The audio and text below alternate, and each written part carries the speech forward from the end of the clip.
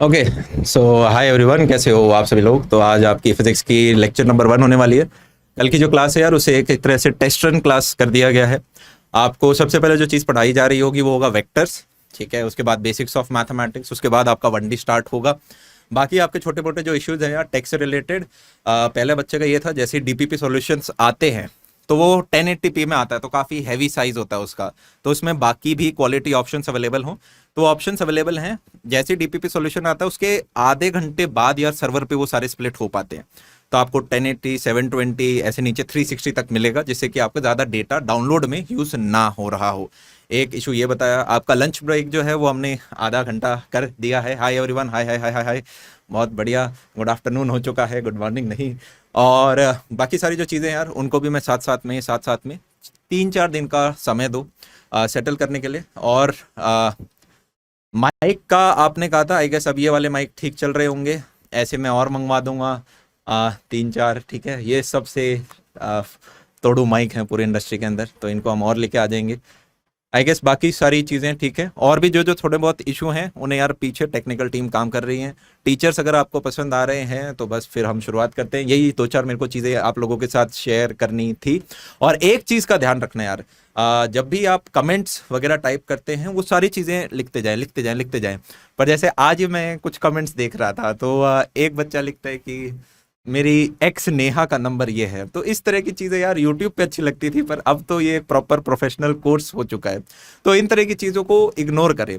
और बार बार ऐसे स्पैम करते हो तो फिर ऐसे एक चैट मॉडरेटर बैठा होता है, तो वो फिर देखता है कि यार बाकियों का यूज़र एक्सपीरियंस खराब ना हो रहा हो, तो ऐसे में वो बच्चे को फिर ब्लॉक करना पड़ता है।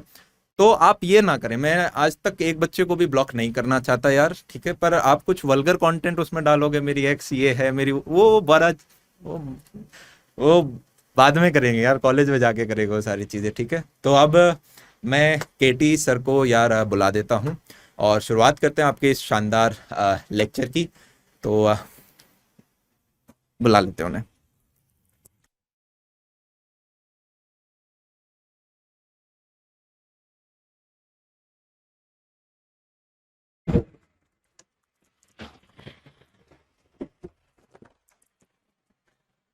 वेलकम एवरीबॉडी, मेरा नाम कर्मेंद्र है और मैं आपको फिजिक्स पढ़ाऊंगा।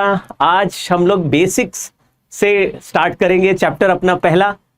और क्योंकि लास्ट क्लास में हमने इंट्रोडक्शन किया था और उसमें थोड़ी सी कुछ बातें मैं डिस्कस कर रहा था, और मैंने फील किया कि हम लोगों को एक ऐसे टॉपिक से सेशन को स्टार्ट करना चाहिए जो इतना बेसिक हो कि आपको सारी चीजें अंदर से बाहर सब पता चल जाए।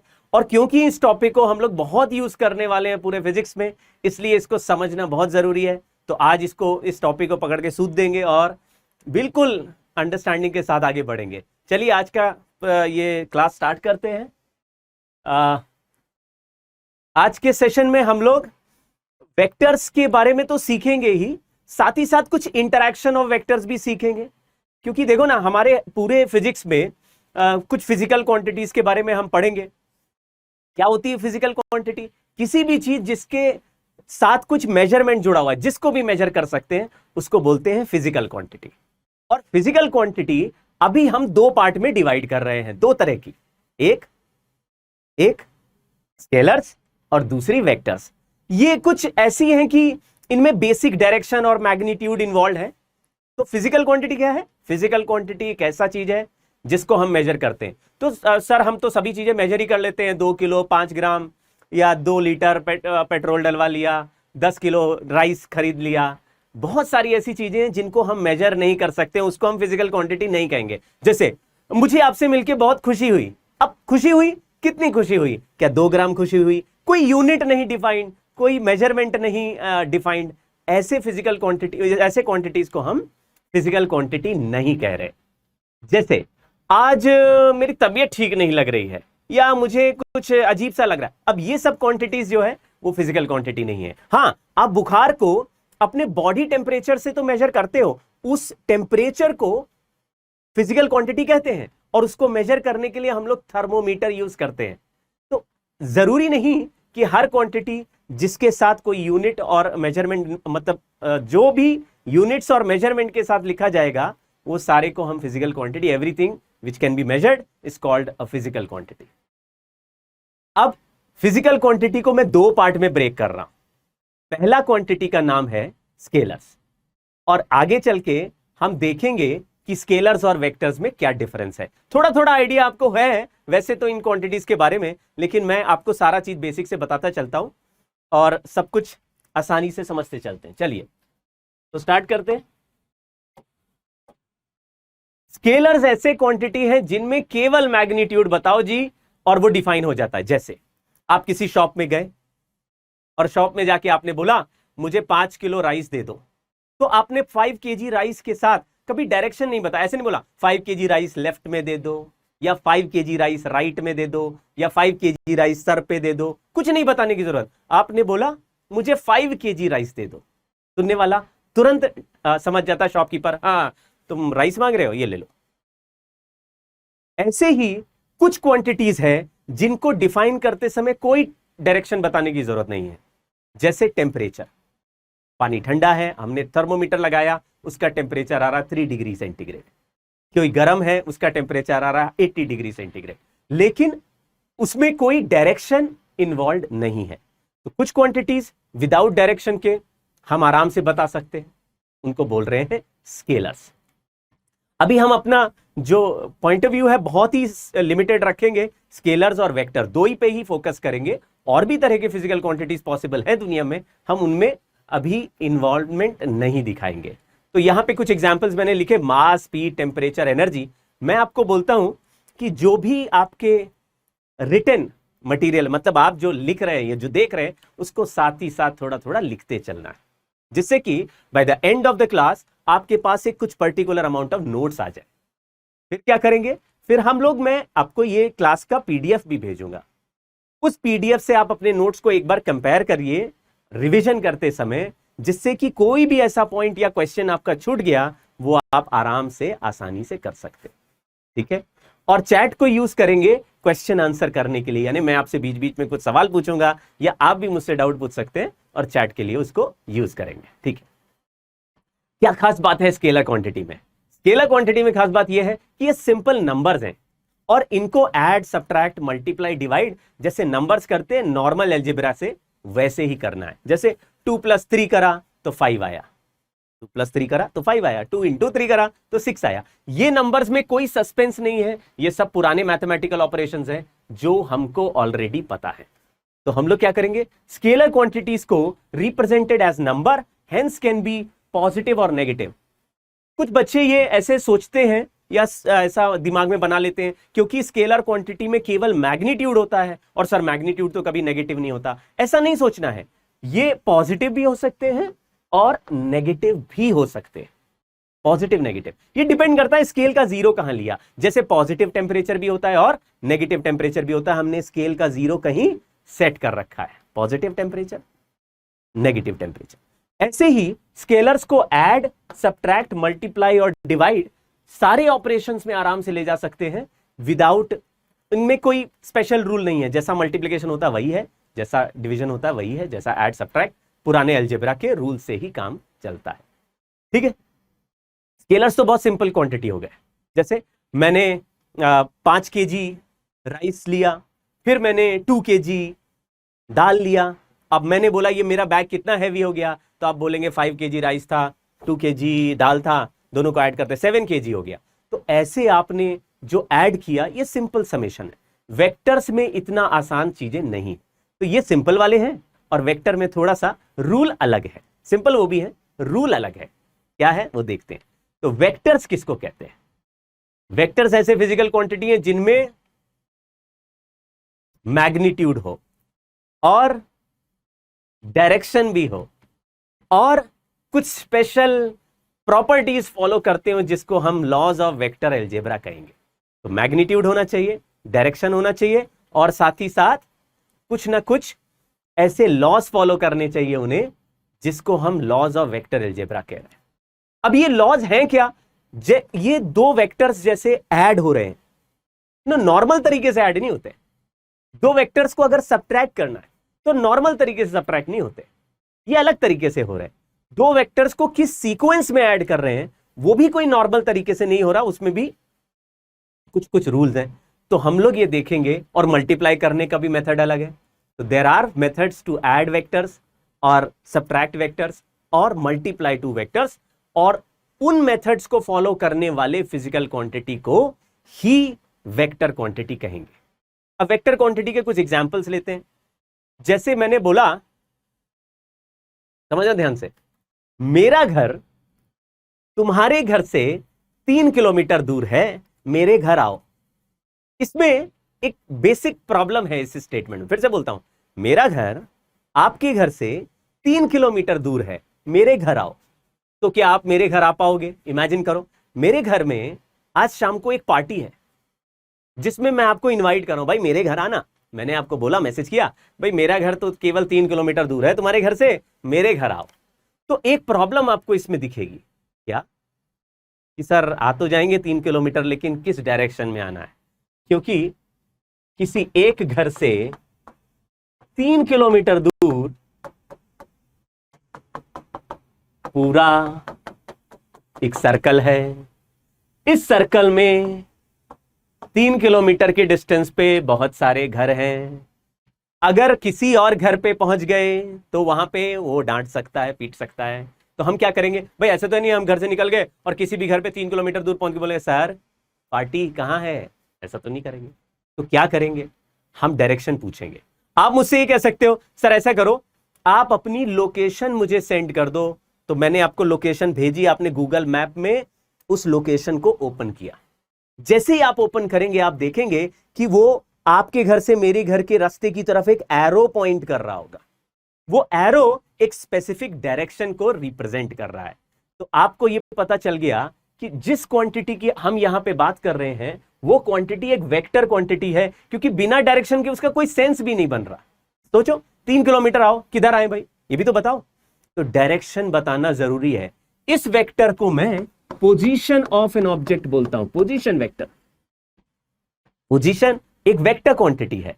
और क्या क्या वेक्टर है सर बताइए? जैसे वेलोसिटी, अगर मैं कहूं दो दोस्त हैं, दो दोस्त, एक दोस्त 5 मीटर पर सेकेंड की वेलोसिटी से, 5 मीटर पर सेकेंड मतलब 1 सेकेंड में 5 मीटर चलना, 5 मीटर पर सेकेंड की वेलोसिटी से ईस्ट में चलता है घर से। दूसरा दोस्त भी उसी जगह से, उसी घर से 5 मीटर पर सेकेंड से नॉर्थ की तरफ चलता है। पहला दोस्त 5 मीटर पर सेकेंड ईस्ट, दूसरा दोस्त 5 metre per second north.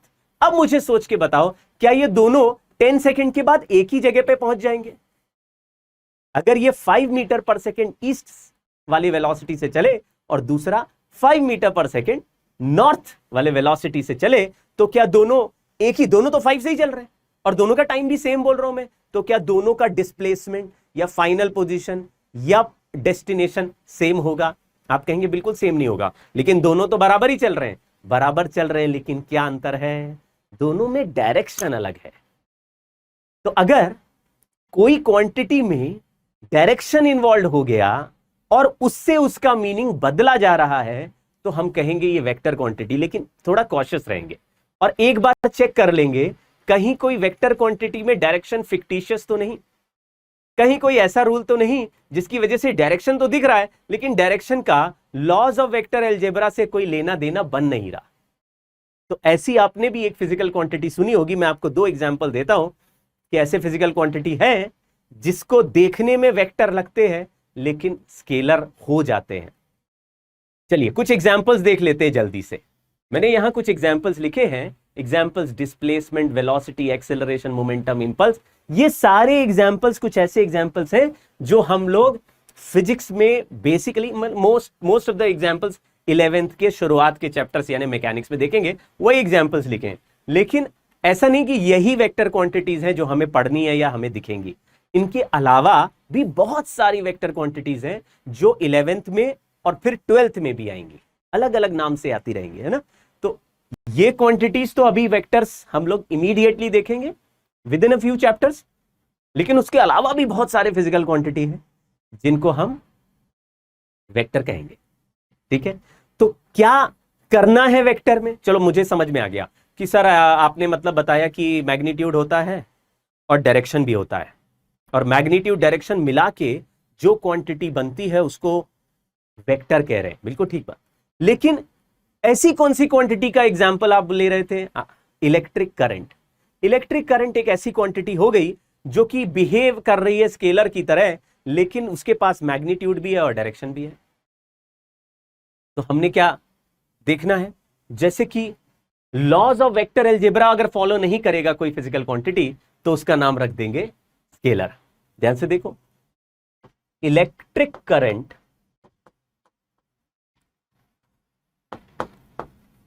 does not follow law of vector algebra, इसलिए उसको वेक्टर नहीं कहेंगे। तो वेक्टर नहीं कहेंगे तो फिर स्केलर कह दो। अभी दो ही पार्ट में दुनिया ब्रोकन है। कोशिश करते क्यों नहीं करता? अगर किसी वायर में एक करंट मैंने बनाया 5 एम्पियर, तो इस करंट में मैग्नीट्यूड भी है और एक डायरेक्शन भी है। देखो, मैग्नीट्यूड भी है और डायरेक्शन भी है।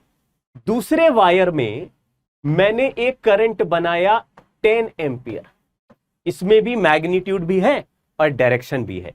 ये दोनों वायर को मिला के तीसरे एक वायर से ऐसे आगे एक्सटेंड कर दिया, कनेक्ट कर दिया। मैंने आपको पूछा कि इस तीसरे वायर में कितना करंट आएगा? आपने बोला 15 एम्पियर। 10 एम्पियर भी जंक्शन की तरफ आ रहा है और 5 एम्पियर भी जंक्शन की तरफ आ रहा है, तो 15 एम्पियर जंक्शन से अवे जा रहा है। ऐसा आपने बोला कि 10 और 5 ऐड होके 15 बन गया।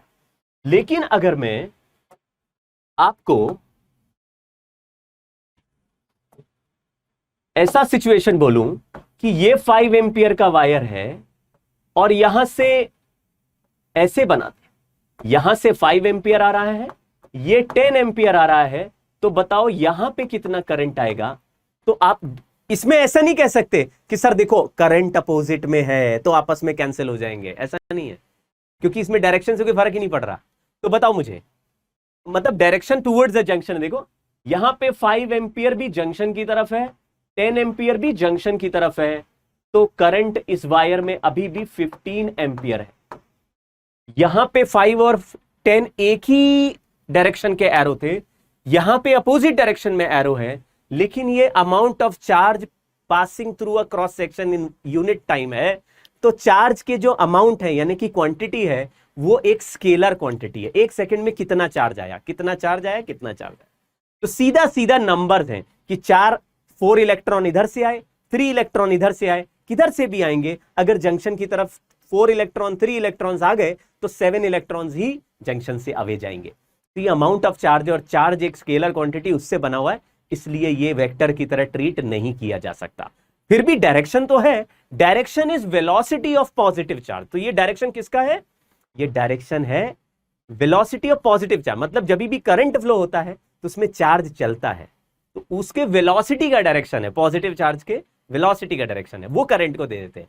लेकिन करंट एक स्केलर क्वांटिटी की तरह ट्रीट होगा, कभी भी वेक्टर क्वांटिटी की तरह ट्रीट नहीं होगा। तो एक एग्जांपल मैंने किया, एक और एग्जांपल आपको अभी सिखाऊंगा, लेकिन पहले एक जनरल रिप्रेजेंटेशन सिखाता हूं, बाद में कॉम्यूटेटिव एडिशन में आपको एक स्पेशल तरीका सिखाऊंगा कि किस तरीके से कुछ वेक्टर्स स्केलर्स बन जाते हैं कभी कभी, और कभी कभी वेक्टर्स की तरह ही बिहेव करते हैं। चलिए पहले समझ लेते हैं कि वेक्टर दिखता कैसे। मान लीजिए हम सड़क पे जा रहे हैं और कोई मुझे वेक्टर दिख गया, तो हम पहचानेंगे कैसे? अरे ये तो वेक्टर है। ठीक है, कैसे पहचानेंगे? उसके पास एक मैग्नीट्यूड होगा और डायरेक्शन होगा। 2-3 तरह के रिप्रेजेंटेशन मैं आपको सिखाऊंगा। वेक्टर में 3 रिप्रेजेंटेशन मैं आपको सिखाता हूं। पहला, हम मैग्नीट्यूड के साथ डायरेक्शन लिखेंगे, सिंपल रखेंगे, मैग्नीट्यूड के साथ डायरेक्शन, मैग्नीट्यूड के साथ डायरेक्शन। जैसे weight of an object is 10 Newton downwards. अब इसमें मैग्नीट्यूड कितना है? 10 न्यूटन, और डाउनवर्ड्स क्या है? डायरेक्शन। तो यहां मैंने लिखा मैग्नीट्यूड और ये लिखा मैंने डायरेक्शन। आराम आराम से समझते चलिए, बहुत सिंपल है। मैग्नीट्यूड और डायरेक्शन लिखा रहेगा। जिस भी क्वांटिटी के साथ ऐसा मैग्नीट्यूड और डायरेक्शन लिखा दिखाई दे, आप उसको बोलिए अरे ये तो वेक्टर क्वांटिटी है। Most of the vector quantity के साथ मैग्नीट्यूड के साथ डायरेक्शन मेंशन किया ही होता है, तभी उसका सेंस भी बनता है, मैग्नीट्यूड डायरेक्शन। और इसी तरह के बहुत सारे एग्जांपल हैं। Velocity 5 metre per second north, displacement 20 metre along x axis. इस तरह के कुछ एग्जाम्पल मैं आपको जो बोल रहा हूं, वो सारे एग्जाम्पल में जो फिजिकल क्वांटिटी की बात कर रहे हैं वो सारे के सारे वेक्टर क्वांटिटी है। मैग्नीट्यूड लिखा है, उसके बाजू में डायरेक्शन लिखा है। ऐसे ये सबसे देसी तरीका होता है, सबसे कम इंटेलिजेंट तरीका या सबसे आसान तरीका है किसी भी वेक्टर को लिखने का। तो मैं कहता हूं नॉर्मल लोग इसी तरीके से वेक्टर बोलते हैं। नॉर्मल मतलब जो फिजिक्स नहीं भी जानते वो वेक्टर इसी तरीके से बोलते हैं। लेकिन दूसरा एक बहुत ही इंटरेस्टिंग मेथड भी है वेक्टर को लिखने का, और वो थोड़ा पढ़ा लिखा मेथड है, थोड़ा और इंटरेस्टिंग और पढ़े लिखों का मेथड है, वो देखते हैं, है ना। मतलब जैसे आप लोग अगर वेक्टर को पहचानेंगे तो ये जो ज्योमेट्रिकल रिप्रेजेंटेशन है इससे करेंगे, यानी कि हम ड्रॉ कर देंगे, पिक्चर बनाएंगे वेक्टर की। तो वेक्टर को हम रिप्रेजेंट करेंगे एक एरो से, और एरो किसी पर्टिकुलर डायरेक्शन में हेडेड होगा। यहां पे ऐसे देखो, इसका शार्प एज बना हुआ है, इसको बोलते हैं हेड, और पीछे वाला जो पॉइंट होता है जहां पे शार्प नहीं है उसको बोलते हैं टेल। वेक्टर को लिखने का सिंबल ऐसे, कोई भी सिंबल ए है और उसके ऊपर ये एरो लगा देते हैं। जैसे ये नॉर्मल कोई भी फिजिकल क्वांटिटी हो सकती है, लेकिन अगर एरो लगाया तो इस क्वांटिटी का नाम वेक्टर हो जाएगा। तो whenever we represent a vector we put an arrow, small arrow symbol. अलग अलग बुक में अलग अलग होता है, लेकिन हम इंडिया में यही मोस्ट पॉपुलरली फॉलो करते हुए देखेंगे। सारे एनसीईआरटी में एवरीबॉडी विल फॉलो दिस। कभी कभी कुछ बुक्स में बोल्ड में लिख देते हैं, यानी थोड़ा डार्क में लिख देंगे तो वेक्टर हो जाएगा, थोड़ा लाइट में लिख देंगे तो नॉर्मल स्केलर क्वांटिटी चलती है। लेकिन हम लोग अभी मेक श्योर करेंगे कि एरो जरूर लिखा हो वेक्टर लिखते समय। तो मैं जब ये एरो लिखूंगा मुझे क्लियर रहेगा कि ये वेक्टर क्वांटिटी। अब वेक्टर क्वांटिटी में एक एरो मैंने बनाया और सिंबल के ऊपर भी छोटा सा एरो लगा दिया। यहां जो पॉइंट है वो हेड ऑफ वेक्टर है और पीछे वाला पॉइंट टेल ऑफ वेक्टर है। इसके बीच में जो जगह है वो लेंथ ऑफ एरो है और उसको हम मैग्नीट्यूड बोलेंगे। तो magnitude of vector is proportional to length of arrow, और head of vector represents direction of vector. देखो भाई, बहुत सिंपल बात चल रही। तो अगर मैंने कहा कि दुनिया में मान लीजिए ऐसे मैं नॉर्थ साउथ ईस्ट वेस्ट बना रहा हूं, यहां पे नॉर्थ साउथ ईस्ट वेस्ट, ये कार्डिनल डायरेक्शंस हो गए, एक्सिस। इसमें 4 डायरेक्शन मैंने आपको बता दिए। अब आपको बोलना है एक फोर्स है 10 न्यूटन नॉर्थ, तो आप इतना बड़ा 10 न्यूटन नॉर्थ की जगह एक एरो बना दो ऐसे, और बाजू में लिख दो 10 न्यूटन। चलिए मैं आपसे यहां पूछता हूं, ये बताइए कि क्या कभी आपने ऐसा वेक्टर देखा है? ये जो एरो वाला वेक्टर है ये आपने देखा है? सोच के देखो, आपने ये देखा है ये वेक्टर? कई बार आप सड़क पे चलते हैं तो वहां पे रोड पे चलते चलते कुछ बोर्ड लगे रहते हैं, और बोर्ड में ऐसे एरो बना रहता है, बोलते ऐसे लिखा रहेगा, कोई भी शॉप का नाम लिखा रहता है, या किसी हॉस्पिटल का नाम लिखा रहता है, या किसी सिटी का नाम लिखा रहता है, ऐसे लिखा रहता है अपोलो हॉस्पिटल, ऐसे एरो बना दिया राइट में और लिख दिया उसके ऊपर 500 मीटर। तो 500 मीटर उस एरो के ऊपर जो नंबर लिख दिया वो मैग्नीट्यूड ऑफ वेक्टर बता रहा है, और एरो का जो हेड है वो डायरेक्शन बता रहा है। तो आपको अगर कोई बोर्ड दिख रहा है राइट में 500 मीटर अपोलो हॉस्पिटल लिखा है, तो आपको ये समझ में आ गया कि ये जो एरो है अपोलो हॉस्पिटल का पोजीशन बता रहा है। ये एक वेक्टर क्वांटिटी है, एरो का हेड डायरेक्शन और उसके ऊपर लिखा हुआ नंबर उसका मैग्नीट्यूड।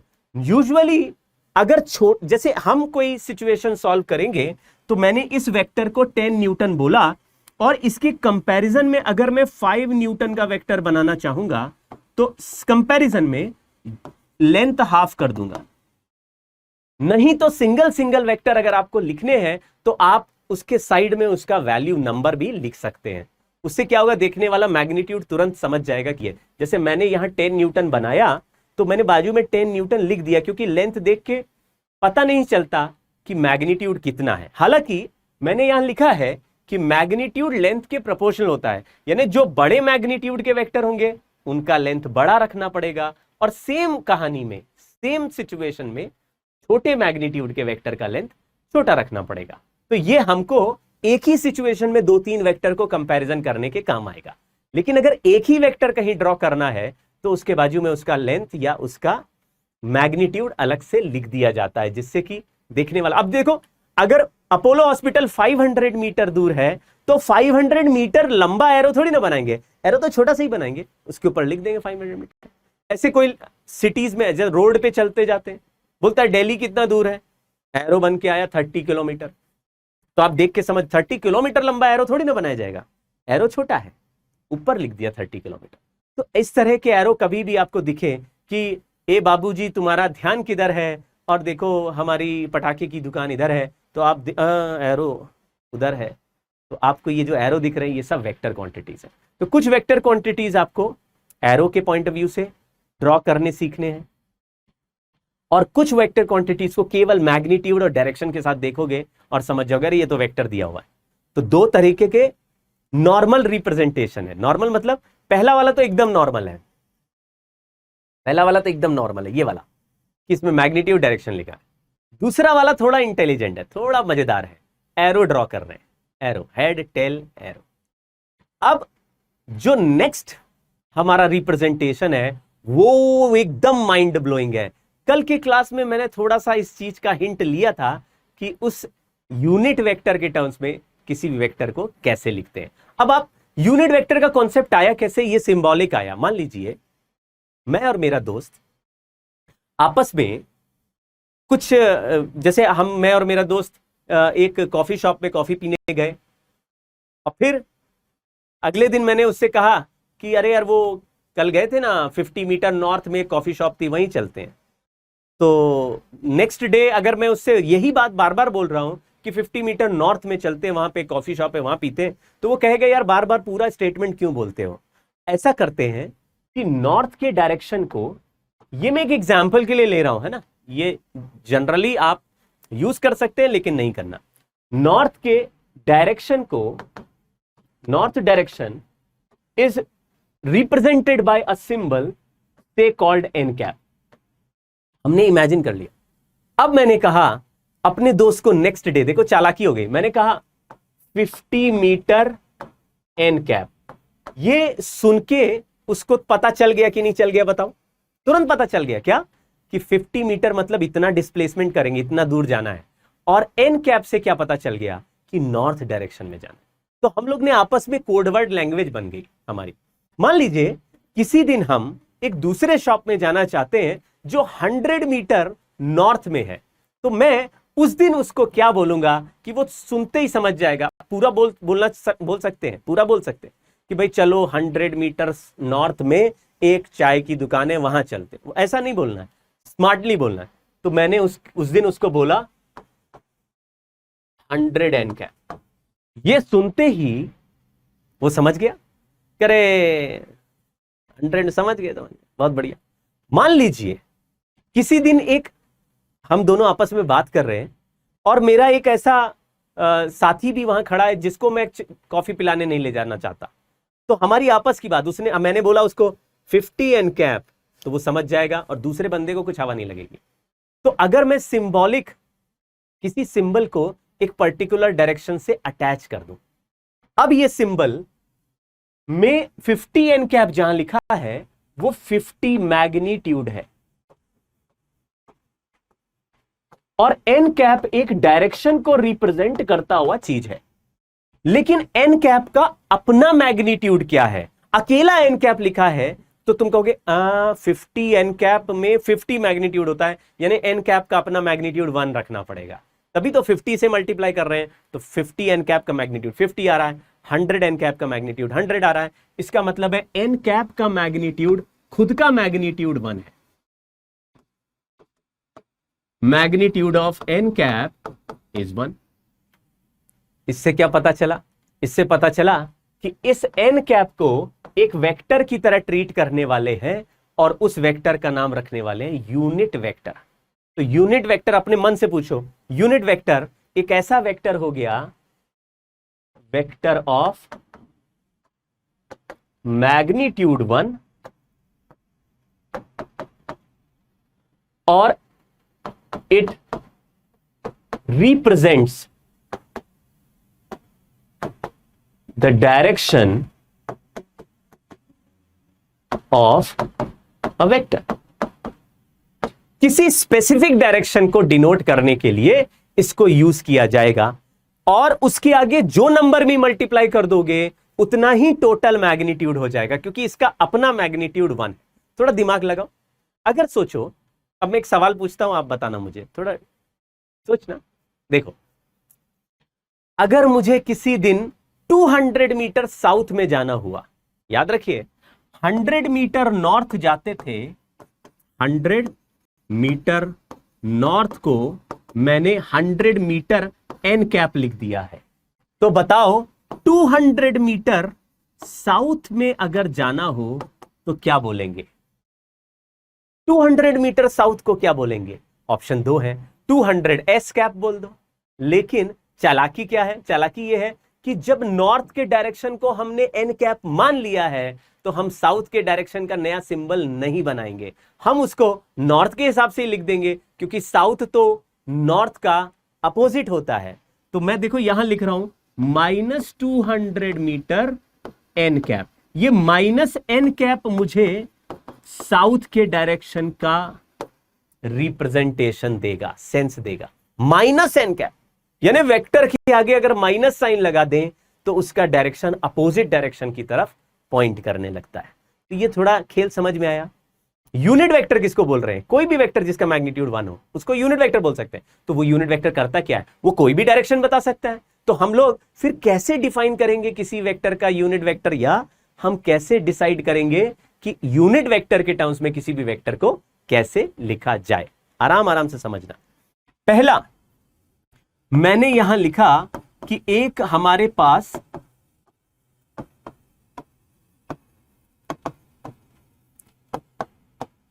कोऑर्डिनेट सिस्टम है। एक कार्डिनल एक्सिस होता है, एक कार्टेशियन एक्सिस होता है। Cartesian coordinate system, Cartesian coordinate system में 3 म्यूचुअली परपेंडिकुलर एक्सिस होते हैं। इन एक्सिस के नाम x axis, y axis and z axis होता है। मैं आपको सिखाऊंगा बाद में कि कैसे डिसाइड करते हैं कि एक्स को किधर लेना है, वाई को किधर लेना है और जेड को किधर लेना है। ये कैसे डिसाइड करते हैं ये मैं सिखाऊंगा बाद में। लेकिन मान लीजिए सामने एक डायग्राम दिया है जिसमें एक लाइन एक्स एक्सिस है, दूसरा परपेंडिकुलर लाइन वाई एक्सिस है और तीसरा परपेंडिकुलर लाइन जेड एक्सिस है। अब आप मुझे बताओ एक्स, वाई और जेड में आपस में कितना कितना एंगल है, यानी एक्स और वाई के बीच में कितना एंगल है? आप कहेंगे जी 90 डिग्री है। वाई और जेड के बीच में कितना एंगल है? 90 डिग्री है। जेड और एक्स के बीच में कितना एंगल है? 90 डिग्री। इसका कोई जीता जाता एग्जाम्पल बताओ।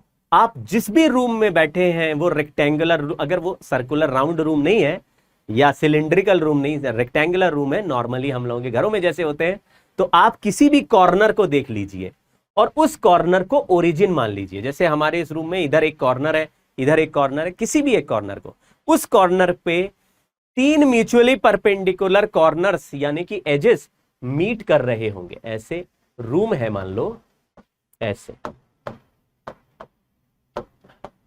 रूम है, ऐसे बन जाता है। ये वाला कॉर्नर बोला तो उसमें एक लाइन को मैंने एक्स एक्सिस मान लिया, दूसरे लाइन को मैंने वाई एक्सिस मान लिया और तीसरे परपेंडिकुलर लाइन को जेड एक्सिस। किसी भी रूम के किसी कॉर्नर को हम ओरिजिन ले ले तो 3 म्यूचुअली परपेंडिकुलर जो एजेस चल रहे हैं, एज, वो क्यूबाइड के एज हो गए x axis, y axis and z axis. अगर उसी हिसाब से 3 म्यूचुअली परपेंडिकुलर एक्सिस को ड्रॉ करके एक्सिस बनाएंगे तो इसको बोलते हैं कार्टेशियन कोऑर्डिनेट सिस्टम। इस सिस्टम में अगर कोई पार्टिकल एक्स एक्सिस में चले तो उस डायरेक्शन के यूनिट वेक्टर का नाम आई कैप, y एक्सिस के यूनिट वेक्टर का नाम j cap and z axis के यूनिट वेक्टर का नाम k कैप। ये याद कर लेना, ये याद करना है क्या, x एक्सिस के यूनिट वेक्टर का नाम i कैप, y का j कैप, z का k कैप। ये लास्ट क्लास में भी हमने थोड़ा सा डिस्कस करा था। ये जो i कैप है इसको बोलते हैं यूनिट वेक्टर ऑफ या along x axis, along x axis. j cap को कहते हैं unit vector along y axis और k कैप को कहते हैं unit vector along z axis. ये पॉजिटिव पॉजिटिव। अगर पॉजिटिव x एक्सिस का यूनिट वेक्टर i कैप है तो नेगेटिव x एक्सिस का unit vector minus i cap लिख देना, i cap minus i cap, j cap minus j cap, k cap and minus k cap, opposite opposite तीनों। फिर in terms of unit vector कोई भी vector को लिखने का क्या तरीका है, मान लीजिए कल के एग्जाम्पल के हिसाब से चले, एक मेरा घर है, ये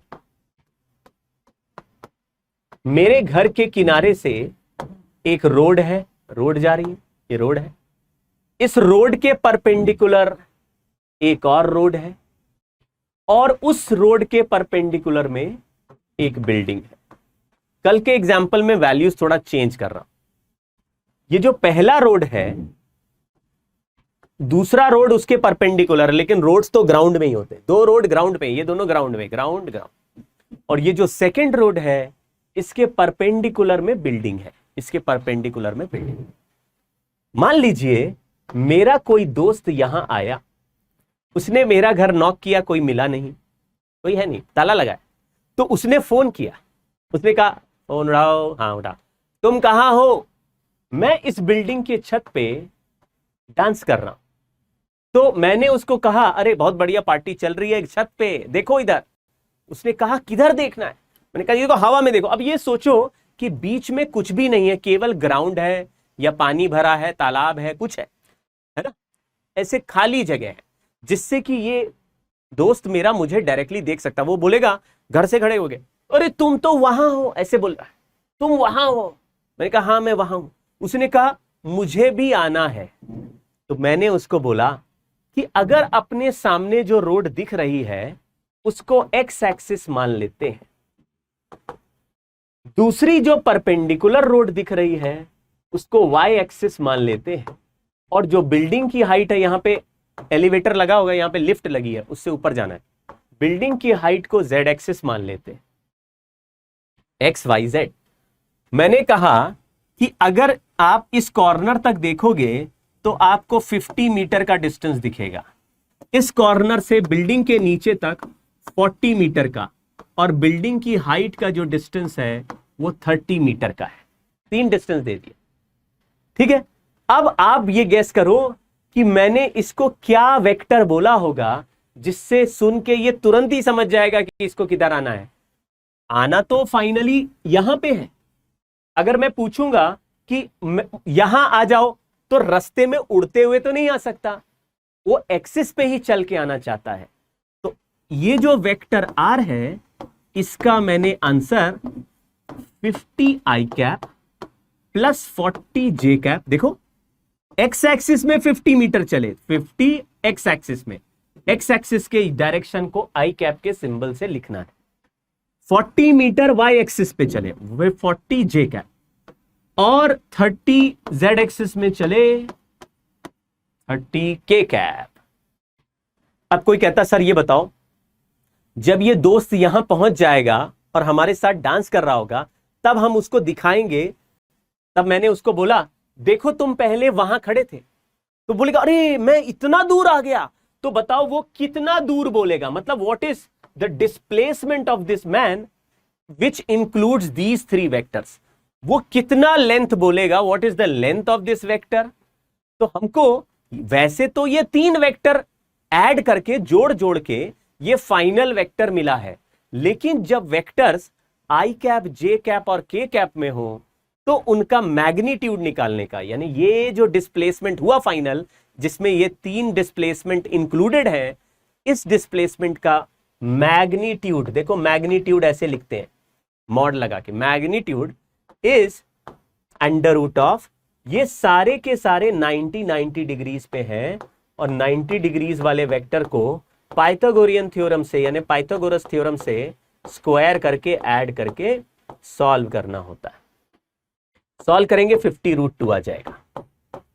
तो मैं आपको एक नॉर्मल पिक्चर बोलता हूं कि मान लो कोई वेक्टर ए है जिसको A1 i cap plus A2 j cap plus A3 k cap से मैं रिप्रेजेंट करूं, तो वेक्टर ए का मैग्नीट्यूड लिखूंगा A1 square plus A2 square plus A3 square का रूट।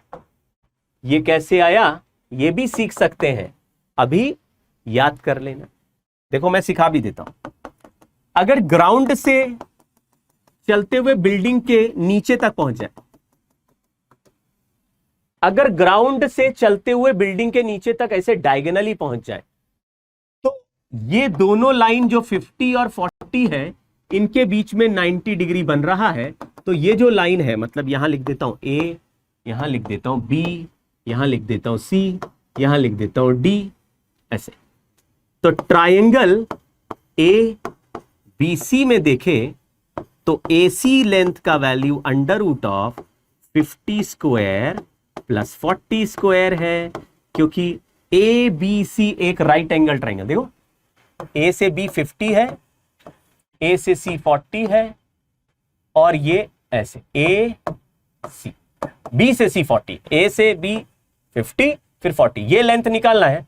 तो हमको पता है पाइथागोरस थ्योरम से कि A square plus B square is C square. देखो ए सी आ गया। अब इस राइट एंगल ट्राइंगल को भी देखें, ए सी और डी, ए सी डी वाले ट्राइंगल को देखें तो ए सी वाला लेंथ का स्क्वायर करेंगे ए सी का स्क्वायर प्लस सी डी का स्क्वायर इज ए डी का स्क्वायर।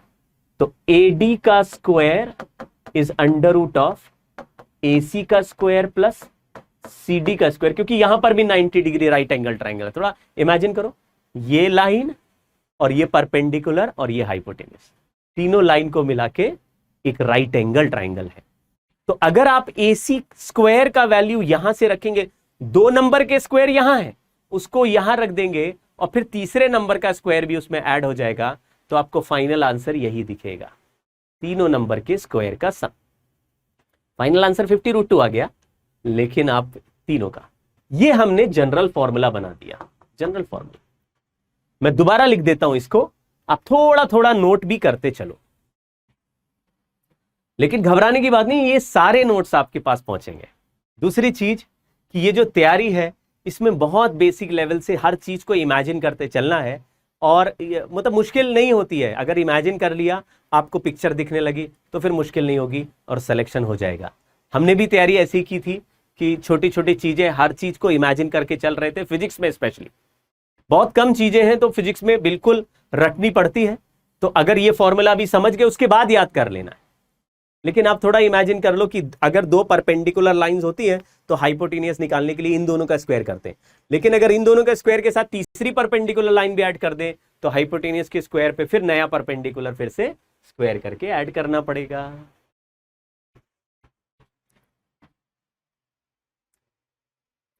तो ये हमने लिख लिया, इसको बोल रहे हैं writing vector in terms of unit vector. मैं एक बार फिर से आपको रिपीट करता हूं ये, ठीक है। मैंने ये लिखा कि घर से पहले 50 मीटर चले, फिर 90 डिग्री मुड़ के 40 मीटर चले, फिर बिल्डिंग के नीचे पहुंच के 30 मीटर फिर हाइट पे गए, यहां पे छत पे पहुंच के डांस किया। लेकिन 50 मीटर चलने के बाद जब 40 मीटर चले तो इनिशियल पॉइंट से कितने दूर आ गए उसका वैल्यू निकालने के लिए आपको करना पड़ेगा 50 square plus 40 square, 50 square plus 40 square, ये वाला लेंथ आ जाएगा। ये लेंथ है 50 का स्क्वायर प्लस 40 का स्क्वायर। अब इस लेंथ के स्क्वायर में CD वाला लेंथ का स्क्वायर ऐड कर देंगे तो फिर फाइनल वेक्टर आ जाएगा, which is final displacement vector. Now this vector can be calculated by squaring these two value. ये तो ऑलरेडी स्क्वायर्ड है, AC स्क्वायर तो ऑलरेडी स्क्वायर है, तो CD का स्क्वायर इसमें और ऐड कर देंगे। तो AC स्क्वायर की जगह लिख दिया 50 स्क्वायर प्लस 40 स्क्वायर, यहां पे 2 नंबर गए AC में, 50 स्क्वायर प्लस 40 स्क्वायर, ये AC है, और फिर CD का स्क्वायर 30 स्क्वायर और हो गया, और फिर इसमें रूट लगा दिया AD हो। AD मतलब फाइनल पोजीशन वेक्टर। तो मैंने क्या लिखा कि अगर दो वेक्टर्स IJK में दिए हो कभी भी, तो उनको स्क्वायर करने के लिए कोई एक वेक्टर IJK में दिया हो तो उनको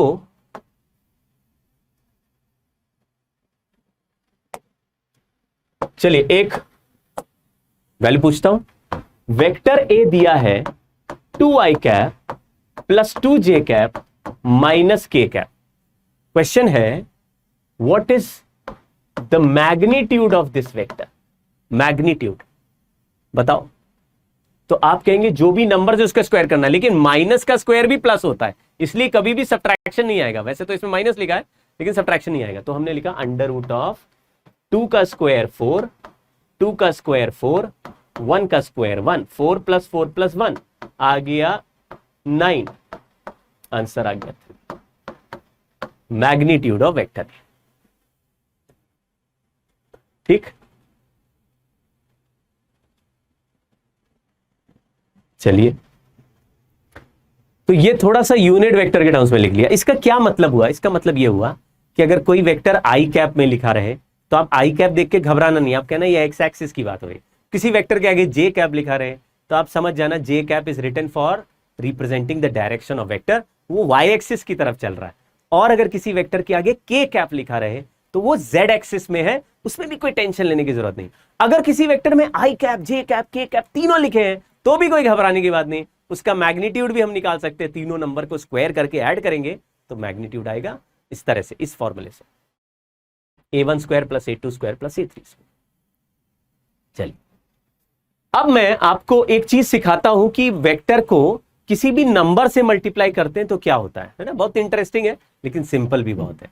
ये जैसे कोई वेक्टर ए बना हुआ है, अगर मुझे कोई कहता है इस वेक्टर को 2 से मल्टीप्लाई कर दें तो क्या होगा, यानी वेक्टर 2a कैसा होगा, तो हम कहेंगे ये जो वेक्टर a है इसका कुछ मैग्नीट्यूड है। अगर इसको 2 से मल्टीप्लाई करेंगे तो जो नया वेक्टर है उसका मैग्नीट्यूड भी a के मैग्नीट्यूड का डबल हो जाएगा। देखिए मैंने इस वेक्टर का लेंथ बनाया है l और इसका डायरेक्शन है ऐसे हेड ऊपर की तरफ। अब इसमें मैं 2a यानी 2 से मल्टीप्लाई करके नया वेक्टर बनाना चाहता हूं 2a, तो आप कहेंगे यही वेक्टर बस ले लो। अब देखो इसका डायरेक्शन जिस तरह पॉइंट कर रहा है और दूसरे वेक्टर का डायरेक्शन जिस तरह पॉइंट कर रहा है वो दोनों डायरेक्शन सेम है, लेकिन इसके वैल्यू से इसका मैग्नीट्यूड लेंथ वाइज डबल हो गया, यानी L और L, इसका लेंथ 2L हो गया, 2L। ऐसे ही अगर मैं 3a लिखूं तो अगर 3a लिखेंगे तो 3 से मल्टीप्लाई करना पड़ेगा, यानी लेंथ ट्रिपल हो जाएगा। जैसे एक वेक्टर है 10 न्यूटन का 10 आई कैप, अगर मैं 2 से मल्टीप्लाई कर दूं तो 20 आई कैप हो जाएगा। लेकिन अगर मैं किसी नेगेटिव नंबर से मल्टीप्लाई करूं तो क्या होगा, तो क्या मैग्नीट्यूड माइनस में हो जाएगा? नहीं, माइनस उसका डायरेक्शन पलट देगा। फिर से कोशिश करते हैं। अगर यहां पे मैंने -2a मल्टीप्लाई किया होता, -2 मल्टीप्लाई किया होता तो आप कहते भाई वेक्टर में वैल्यू तो डबल ही हो जाएगी लेकिन डायरेक्शन ऐसे रिवर्स हो जाएगा, यानी हेड अपोजिट आ जाएगा और टेल दूसरे साइड चला जाएगा, अपोजिट इस तरफ पॉइंट करेगा। देखते हैं, मैंने अभी एक वेक्टर ड्रॉ करना है जिसका नाम है -3a। इसकी थिकनेस पे ध्यान नहीं देना, केवल लेंथ मैग्नीट्यूड को रिप्रेजेंट करता है। मुझे एक नया वेक्टर ड्रॉ करना है जिसका लेंथ -3 टाइम्स नहीं 3 टाइम्स होगा, बट माइनस मुझे अपोजिट डायरेक्शन का सेंस देगा। देखिए यहां पे a है, यहां -3a है, -3 से मल्टीप्लाई कर दिया a को -3 से, लेकिन आप 3 से मल्टीप्लाई करने हैं वैल्यू को और माइनस से मल्टीप्लाई करना है डायरेक्शन को। What is the meaning of minus? Negative of a direction, negative of a direction मतलब अपोजिट डायरेक्शन। तो देखिए पहले तो 3 टाइम्स बनाया फिर रंग घुमा दिया टंग। अब इसका डायरेक्शन देखो आप, ये दोनों वेक्टर के अपोजिट है, बिल्कुल अपोजिट। तो नेगेटिव नंबर से मल्टीप्लाई करने से वेक्टर ऑपोजिट डायरेक्शन में मुड़ जाता है। जैसे आई कैप और माइनस आई कैप। तो माइनस आई कैप एक डायरेक्शन, मैंने बोला 5 आई कैप अगर ये है तो ये क्या है, आप कहेंगे भाई सेम वैल्यू दिख रही है, -5 आई कैप, आई कैप माइनस आई कैप, जे कैप माइनस जे कैप, इस तरह से। चलिए, तो मैं अभी वेक्टर का माइनस वाला वेक्टर ड्रॉ करके दिखाता हूं। लेंथ ट्रिपल कर दिया है। अगर मुझे -a वेक्टर बनाना हो तो इतने ही लेंथ का वेक्टर होगा लेकिन अपोजिट हो जाएगा, इतने ही लेंथ का vector but opposite, opposite, same length but opposite, direction opposite, -a। मैं यहां पे 2 पॉइंट लिख देता हूं। अगर मैं आपसे कहूं कोई 2 वेक्टर इक्वल वेक्टर्स हैं, इक्वल वेक्टर्स, तो आप क्या कहेंगे? आप कहेंगे मैग्नीट्यूड यूनिट और डायरेक्शन सेम। कुछ समझे क्या? इक्वल वेक्टर्स, मैग्नीट्यूड मैग्नीट्यूड से मैच करेगा, यूनिट यूनिट से मैच करेगा और डायरेक्शन डायरेक्शन से मैच करेगा। तीनों चीजें होंगी, समझ गए? तभी 2 वेक्टर को इक्वल बोलेंगे। अगर मैं कहूं नेगेटिव वेक्टर,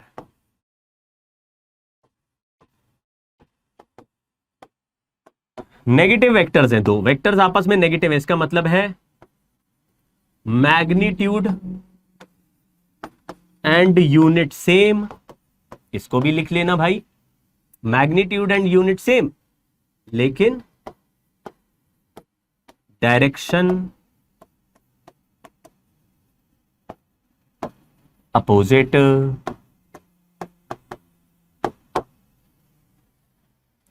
मैग्नीट्यूड सेम, तो मैंने बोला एक वेक्टर ए है और दूसरा vector minus vector A, minus of A, तो ए वेक्टर जो भी दिया है minus of vector A is उसका अपोजिट। जैसे vector B is equal to vector A, यानी वैल्यू भी सेम और डायरेक्शन भी same. Vector C is equal to minus of vector A, magnitude same but direction opposite, magnitude same direction opposite. ये हुआ हमारा किसी भी नंबर से मल्टीप्लाई करने। ये नंबर इंटीजर हो ऐसा जरूरी नहीं, तुम 1.5 से मल्टीप्लाई कर सकते हो, तुम फ्रैक्शन से भी मल्टीप्लाई कर सकते हो। जो भी वेक्टर नया आएगा वो उसका मैग्नीट्यूड उसी फ्रैक्शन से मल्टीप्लाई होके कम हो जाएगा। अगर बड़े नंबर से मल्टीप्लाई करोगे तो बढ़ जाएगा। जैसे अगर मैं कहूं वेक्टर a/3 ड्रॉ करो, तो a वेक्टर ये है, तो a/3 कुछ ऐसा वेक्टर बनेगा। ये a/3 मैंने ड्रॉ किया। a/3 में क्या खास बात है? उसका लेंथ पुराने वाले वेक्टर a से 1/3 है, बट डायरेक्शन सेम है क्योंकि plus scalar positive number multiply किया है। अगर -a/3 लिखेंगे तो वैल्यू भी 1/3 हो जाएगा और डायरेक्शन भी अपोजिट हो जाएगा। तो इस तरीके से आपको अलग अलग वेक्टर्स के बीच में कोई रिलेशन होगा तो आप पहचान लेंगे कि ये वेक्टर डायरेक्टली मैग्नीट्यूड और डायरेक्शन 2 चीजें बदल के बात कर रहा है। ठीक है, चलिए नेक्स्ट पॉइंट में हम लोग, अभी तो हमने स्केलर से मल्टीप्लाई कर दिया, अब हम देखेंगे कि ऐसे क्या तरीके हैं, क्या लॉज हैं जिसकी मदद से 2 वेक्टर्स आपस में ऐड, सब्ट्रैक्ट या मल्टीप्लाई होते हैं। फिर से सुनो, जब मैंने कहानी की शुरुआत की थी तो बताया था कि कोई भी क्वांटिटी, फिजिकल क्वांटिटी वेक्टर तभी होती है जब उसमें 3 चीजें एक साथ आए। तो आपके सामने कोई आया, बोला मैं वेक्टर हूं, तो आप पहले क्या पूछोगे? आप पूछोगे भाई तुम्हारे पास मैग्नीट्यूड है? अगर वो कहता मैग्नीट्यूड ही नहीं है तो वो फिजिकल क्वांटिटी ने भगा दो उसको, बात वेक्टर नहीं हो तो। लेकिन अगर वो कह रहा हाँ मैग्नीट्यूड है, तो आपको हाँ, तो तुम फिजिकल क्वांटिटी तो हो सकते हो। अब कैटेगरी नंबर 2 ये चेक करते हैं तुम वेक्टर हो या स्केलर। तो सेकंड पॉइंट पूछोगे तुम्हारे पास डायरेक्शन है कि नहीं, वो बोलेगा हाँ डायरेक्शन है, तो आप समझ जाओगे कि अच्छा डायरेक्शन है तो वेक्टर हो सकता है। अगर डायरेक्शन में ही मना कर दे कि डायरेक्शन ही नहीं है तो फिर वह वापस भेज दो, कह दो तुम वेक्टर नहीं, जाओ hello, you are not vector. लेकिन वेक्टर ऐसे सोफिस्टिकेटेड क्वांटिटी हैं जिनके पास मैग्नीट्यूड भी होगा, डायरेक्शन भी होगा।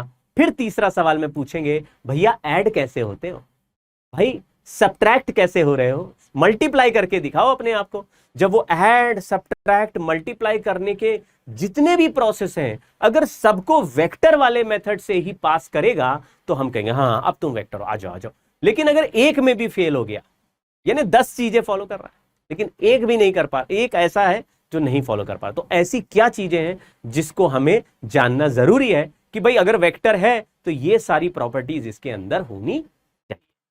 तो वही अब सीखते हैं कि वेक्टर में ऐसी क्या प्रॉपर्टीज हैं जो वेक्टर्स स्केलर्स से डिफरेंट बिहेव करने लगते हैं। वेक्टर्स के पास मैग्नीट्यूड और डायरेक्शन तो है ही, बट उसी डायरेक्शन के कंट्रीब्यूशन की वजह से वेक्टर थोड़ा अलग अलग तरीके से बिहेव करते हैं। मैं कुछ ऐसी चीज सिखाऊंगा अभी आपको जो आपने कभी नहीं सीखी होगी और ना ही कभी देखी होगी। लेकिन अब हम लोग जरा पहले एंगल बिटवीन टू वेक्टर्स पढ़ लेते हैं, इसके बाद मैं आपको वो चीज सिखाऊंगा। बहुत ही इंटरेस्टिंग पॉइंट है, देखना।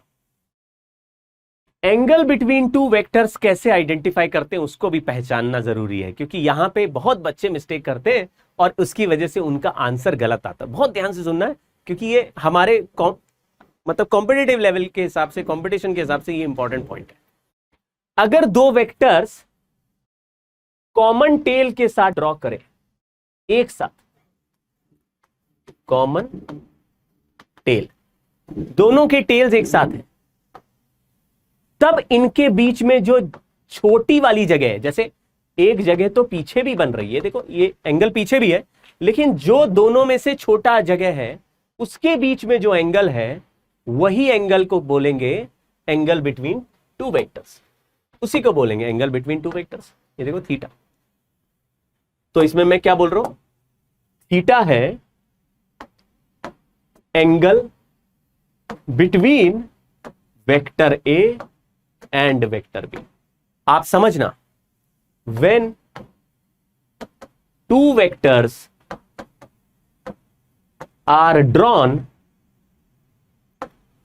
फ्रॉम कॉमन टेल, यानी दोनों की पूंछ एक ही जगह हो, दो डॉग्स हैं, दोनों की टेल्स आपस में बांध दी है, अब दोनों बाहर की तरफ भौंक रहे हैं, लेकिन दो अलग अलग डायरेक्शन में देख के अगर भौंक रहे हैं तो उनके बीच में एक जो एंगल जगह बन गई है, छोटी वाली जगह, उसको एंगल थीटा कहना है ना। पूंछ बांध रखी है, अलग अलग डायरेक्शन में भौंक रहे हैं, ये ऐसे वो ऐसे, आप बोलेंगे अरे इनके बीच में एंगल थीटा, ये वाला एंगल है, पीछे वाला नहीं बोलना है।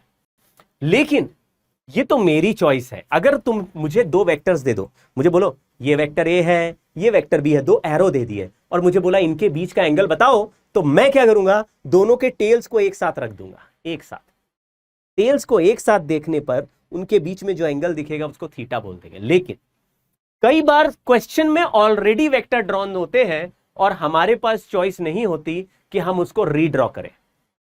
ठीक है, अभी मैं सिखाता हूं कि क्यों नहीं होती चॉइस। कई बार होती है, कई बार नहीं होती है। उनको बोलते हैं free vector and fixed vectors, तो उसको भी देखते हैं।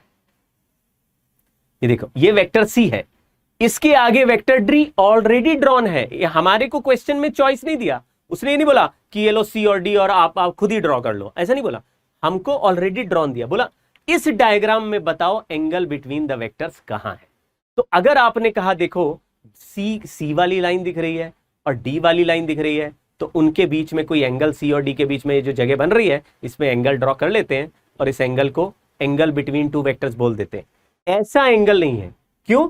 क्योंकि जब हेड से टेल या टेल से हेड जुड़ा रहेगा, एक वेक्टर का हेड दूसरे वेक्टर के टेल से जुड़ा रहेगा, तब इस एंगल को, जो भी एंगल इनके बीच में बनेगा, उसको नहीं कहेंगे वेक्टर का एंगल। वेक्टर का एंगल तभी बनेगा जब दोनों के टेल एक साथ आएंगे। तो मैंने क्या कर दिया, इस सी को थोड़ा सा आगे पुश कर दिया, सी को आगे पुश कर दिया, डायरेक्शन नहीं बदला, सी को आगे पुश कर दिया, आगे खिसका दूंगा सी, तो सी का टेल यहां आ जाएगा। देखो सी को आगे पुश किया, देखो आगे आ जा, ऐसे देखो आगे आगे। अब सी और डी का टेल एक साथ दिख रहा है, अब इनके बीच में जो एंगल बना है वही एंगल थीटा। देखो ये थीटा एंगल, ठीक है, तो theta is angle between two vectors C and D. आप आराम आराम से समझ लीजिए क्या किया। अगर कोई एक वेक्टर है एफ और जहां पे वेक्टर अप्लाई हुआ वो डिस्टेंस है आर, ये एरो है आर, देखो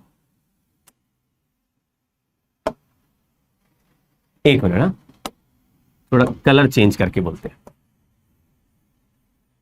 ये एरो है आर, और दूसरा एरो है F, ये सेकंड एरो है F। तो R और F के टेल्स आपस में कनेक्टेड नहीं है, एक का हेड है और दूसरे का टेल है। ऐसे सिचुएशन में इनके बीच का एंगल दिखाई नहीं देगा।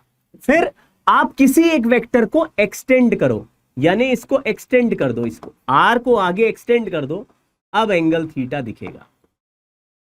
या फिर F को पीछे एक्सटेंड कर दो, R को आगे एक्सटेंड कर दो, या F को पीछे, या तो टेल खिसका दो पीछे, अब दिखेगा थीटा एंगल। ये तरीका है। Whenever two vectors are drawn, either they should be drawn with common tail और common head, दोनों का टेल चिपका रहे या दोनों का हेड चिपका रहे तो एंगल आइडेंटिफाई हो जाता है।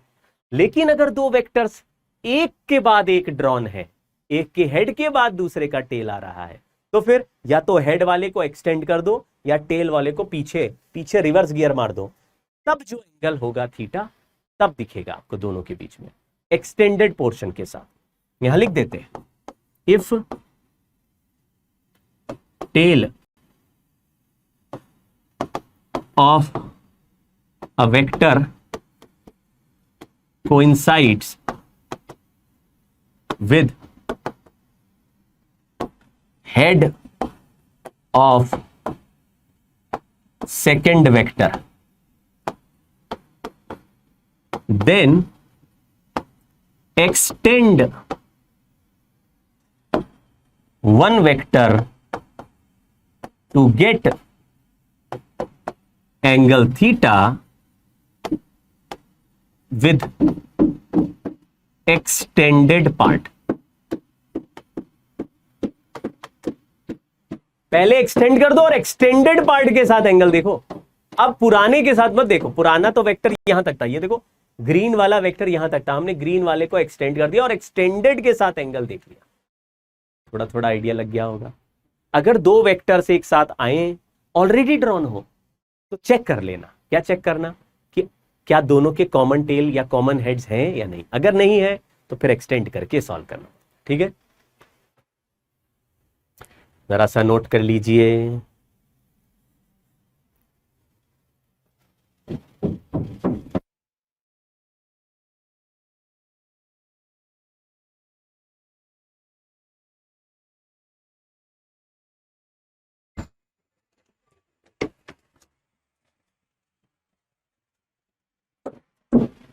हाँ ठीक है भाई।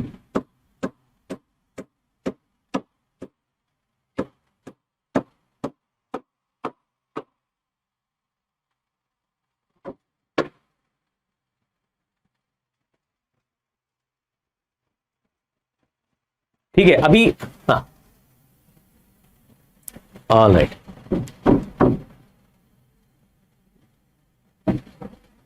आज जो है हम लोग एक डीपीपी भी मैं आपको भेजूंगा।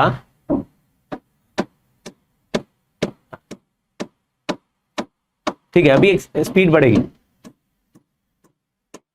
हाँ, एक डीपीपी भेजेंगे जिसमें कुछ क्वेश्चंस होंगे, उसका वीडियो सोल्यूशन भी होगा, और डीपीपी में क्वेश्चंस की डिफिकल्टी बढ़ाते जाएंगे धीरे धीरे। नेक्स्ट क्लास में और थोड़ा डिफिकल्टी लेवल बढ़ेगा, स्पीड बढ़ेगा। अभी पहला क्लास है इसलिए थोड़ा बेसिक लेवल पे चल रहे हैं। देखिए एंगल बिटवीन टू वेक्टर्स है। अब आप जरा ड्रॉ करिए और बताइए मुझे, बताओ ये वेक्टर ए है और ये वेक्टर बी है, उनके बीच में क्या एंगल बता सकते हैं? कौन सा एंगल है? कौन सा एंगल है उनके बीच में? देखो दो चीजें हैं, यहां पे भी एंगल है, यहां पे भी एंगल है। कौन सा एंगल को थीटा बोलेंगे? आप बोलेंगे सर एक्सटेंड कर दो, किसी एक को एक्सटेंड कर दो। ये एक्सटेंडेड के बाद जो एंगल है थीटा है, एक्सटेंड करना पड़ेगा। करेक्ट? हाँ राइट। चलिए अब मैं आपको वही इंपॉर्टेंट बढ़िया चीज बताने वाला हूं जो समझिएगा, इसको समझना ध्यान से, है ना। यहां लिखा है law of commutative addition. Law of commutative addition होता है कि अगर दो वेक्टर्स को ऐड कर दो और उनका आंसर निकालूं और फिर उन्हीं दोनों वेक्टर्स को रिवर्स ऑर्डर में ऐड कर दूं, यानी पहले वेक्टर ए का साथ बी ऐड करें और बी के साथ ए ऐड करें, तो जो आंसर आए वो दोनों साइड से सेम आ जाए, तो बोलते हैं लॉ ऑफ कॉम्यूटेटिव एडिशन। ये केवल वेक्टर में ही काम करता है, मतलब ये स्केलर में भी काम करता है, लेकिन वेक्टर में कंपलसरी है इसको फॉलो करना। सुनो फिर से, अगर कोई quantity law of commutative addition follow करती है तो वो स्केलर भी हो सकती है, वेक्टर भी हो सकती है। लेकिन अगर कोई physical quantity law of commutative addition follow नहीं करती है तो वो वेक्टर नहीं हो सकती। मैं फिर से रिपीट करता हूं, ध्यान से सुनना। अगर कोई फिजिकल क्वांटिटी ये लॉ फॉलो नहीं करती है तो वो वेक्टर नहीं होगी, ठीक है। अगर तुम्हें कोई फिजिकल क्वांटिटी मिले और बोले हम a प्लस बी और b प्लस ए का सेम आंसर देते हैं, तो तुम बोलोगे तुम वेक्टर भी हो सकते हो, स्केलर भी हो सकते हो। लेकिन अगर कोई फिजिकल क्वांटिटी मिले और बोले हम a प्लस बी और b प्लस ए का अलग अलग आंसर बताते हैं, तो आप बोलोगे तुम स्केलर ही हो, वेक्टर नहीं। Vector has to follow. फिर से सुनो, अगर a और b को ऐड करें और b प्लस ए करें, जैसे मैं एक बैग में, मैंने कहा भैया, एक शॉपकीपर से बोला 5 किलो दाल और 4 किलो चावल दे दो, तो उसने पहले दाल का बैग रख दिया, फिर चावल का बैग रख दिया। बैग कितना हैवी हो गया? 9 किलो का। लेकिन अगर मैं पहले चावल का बैग रखवाता कि भाई 4 किलो चावल दे दो और 5 किलो दाल उसके ऊपर रखो, तो बताइए बैग कितना भारी होता? आप बोलेंगे यार a प्लस बी कर रहे हैं या b प्लस ए कर रहे हैं, आंसर केवल 9 ही आएगा। करेक्ट है क्या? आंसर केवल 9 ही आएगा। ये तो हुआ स्केलर में, बट वेक्टर में ये कंपलसरी है कि आप अगर सीक्वेंस बदले तो आंसर सेम ही आए। यानी कि अगर किसी फिजिकल क्वांटिटी में a प्लस बी करने से आंसर b प्लस ए जैसा नहीं आ रहा, उसको वेक्टर हम नहीं कहेंगे। कोशिश करता हूं और समझना, बहुत आराम से समझना, बताना मुझे। मैं एक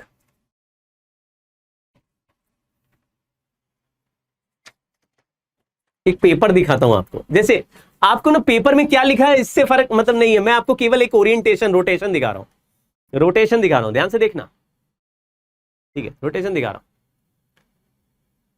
हूं। हाँ, दाल चावल वाला एग्जांपल समझ में आ जाता है, इसलिए लेते हैं। देखो, अगर मैं आपको ये कहूं, कुछ और लेता हूं,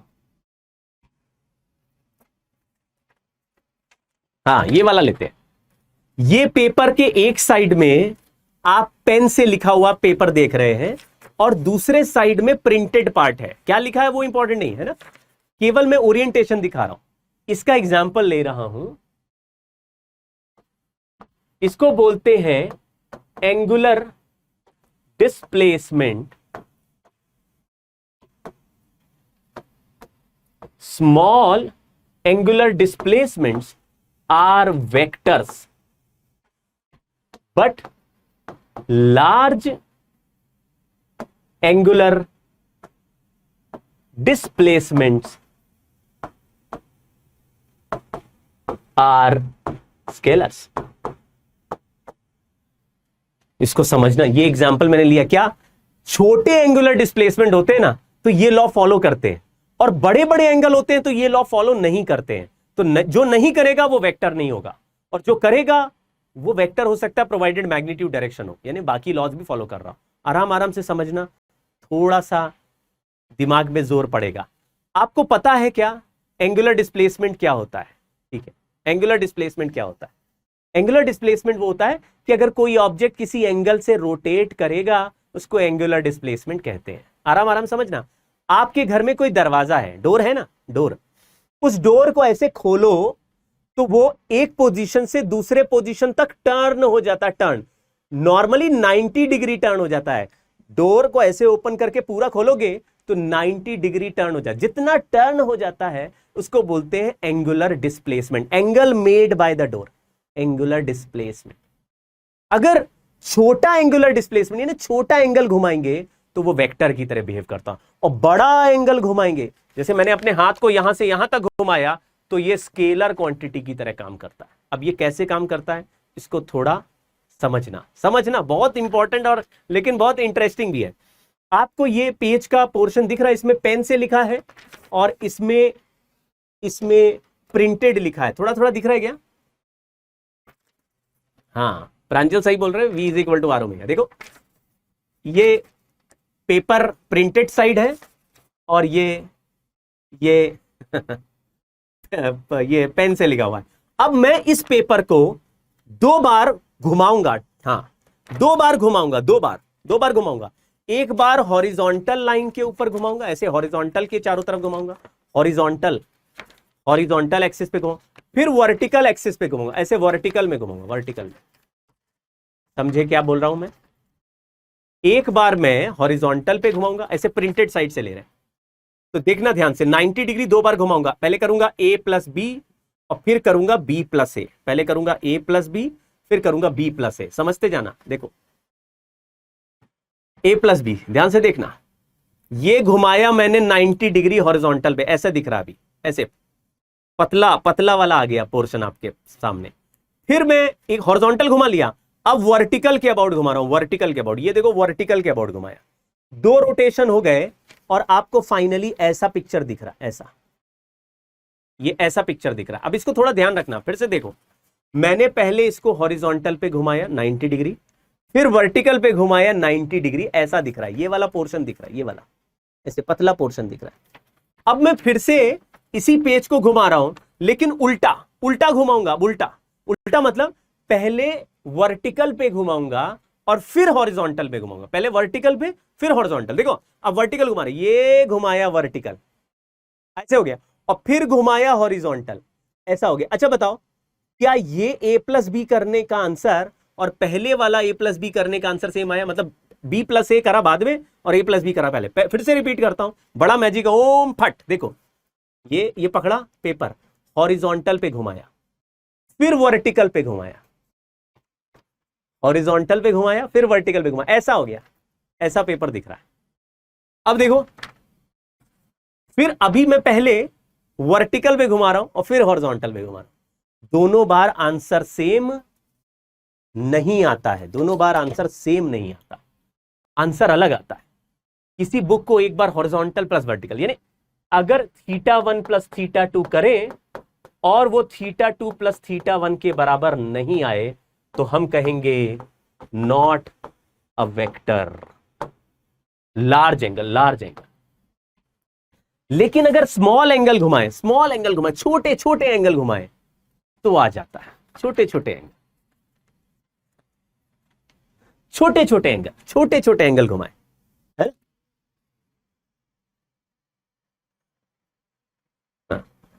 90 डिग्री घुमाया, फिर 90 डिग्री घुमाया, ऐसे दिख रहा है। बाद में पहले वर्टिकल पे घुमा दिया, फिर हॉरिजॉन्टल में, अब ऐसे दिख रहा। दोनों बार में आंसर अलग आ रहा है। ये एक लॉ है जिससे भी वेक्टर कई बार दिखते वेक्टर है लेकिन होते स्केलर है। तो अगर सीक्वेंस बदल के ऐड करें और अलग अलग आंसर आ जाए तो ऐसे क्वांटिटी को हम वेक्टर नहीं बोलेंगे। क्या एग्जांपल है? large angular displacements are scalar quantity. Why? Because when you reverse the order of summation, अगर large angular displacement आए तो उनको किसकी तरह एक्ट कराना है? स्केलर की तरह, वेक्टर की तरह नहीं। तो ये एक लॉ है। मैंने आपको क्या सिखा रहा हूं उसको समझो। मैं आपको ये सिखा रहा हूं कि आपको स्केलर और वेक्टर में बहुत बार ऐसे दिखेगा कि ये जो सामने क्वांटिटी आ रही है इसके पास मैग्नीट्यूड भी है और डायरेक्शन भी है, लेकिन कभी वो कुछ लॉज वेक्टर के फॉलो नहीं करेगा। तो लॉज फॉलो नहीं करेगा तो फिर उसको क्या बोलेंगे? उसको फिर वेक्टर नहीं बोलेंगे, स्केलर बोलेंगे। तो कौन से ऐसे लॉज हैं जो केवल वेक्टर फॉलो करते हैं और स्केलर फॉलो नहीं करते, या जो फॉलो नहीं करता उसको स्केलर? उसमें एक लॉ हमने लिखा, लॉ ऑफ कॉम्यूटेटिव एडिशन। आप भी लिख लीजिए, फिर से समझो। एक ऑब्जेक्ट को अगर, मतलब ये मैंने एक एग्जाम्पल दिया है कि अगर घुमाएंगे अलग अलग ओरिएंटेशन में तो आंसर अलग अलग आता है। अलग अलग आंसर आने से a प्लस बी और b प्लस ए का अलग आंसर आता है तो हम कहते हैं ये एक कौन सी क्वांटिटी है? Scalar quantity. अब फिर से सुनो, अगर कोई आपसे सवाल पूछे कि मेरे पास एक ऐसी क्वांटिटी है जो सीक्वेंस बदलने से अलग अलग आंसर दे रही है, इसको वेक्टर बोलेंगे या स्केलर बोलेंगे? ये सवाल अगर पूछा जाए कि मैंने a प्लस बी किया और b प्लस ए किया, आंसर अलग अलग आ रहा है, तो आप कहेंगे कि ये एक स्केलर क्वांटिटी। चलिए, ये आपके लिए एक वो मैंने असाइनमेंट बना दे रहा हूं कि आपको कैसे पता चलेगा, या आप स्मॉल एंगल के लिए कैसे बनाएंगे? अगर स्मॉल एंगल करें, छोटा छोटा, तो ऐसा टेढ़ा हो जाता है। अब हॉरिजॉन्टल पे घुमाया, वर्टिकल पे घुमाया, छोटा ऐसे टेढ़ा, और वर्टिकल पे पहले घुमा लो, वर्टिकल पे फिर हॉरिजॉन्टल पे, तो भी इतना ही टेढ़ा आ जाएगा। दोनों तरफ से आंसर सेम आएगा। ठीक है, चलिए आगे बढ़ते हैं। तो अभी हमने एक एग्जाम्पल लिया है ना, उसमें बहुत ज्यादा ऐसे टेंशन लेने की जरूरत नहीं है। लार्ज एंगुलर डिस्प्लेसमेंट्स को स्केलर बोलेंगे, स्मॉल डिस्प्लेसमेंट को वेक्टर कहेंगे, स्मॉल डिस्प्लेसमेंट। अभी हम लोग हाँ एडिशन ऑफ वेक्टर के बारे में बात करेंगे। हिमांशु मैं डिस्कस करूंगा और इसको, हाँ चलिए कोशिश करते हैं।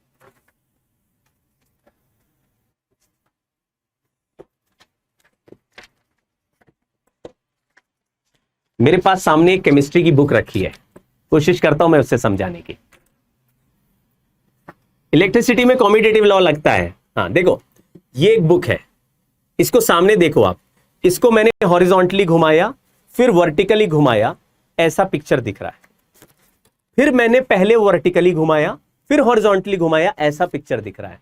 दोनों जगह फाइनल आंसर सेम नहीं है, मतलब ये स्केलर है। लेकिन अगर मैं थोड़ा सा घुमाऊं, थोड़ा सा और फिर घुमाऊं ऐसे, देखो मैंने पहले हॉरिजॉन्टली थोड़ा सा घुमाया, 2-4 डिग्री, 4-5 डिग्री घुमाया, और फिर वर्टिकली थोड़ा सा घुमाया, ऐसे थोड़ी सी टिल्टेड बुक दिख रही होगी आपको, टिल्टेड बुक।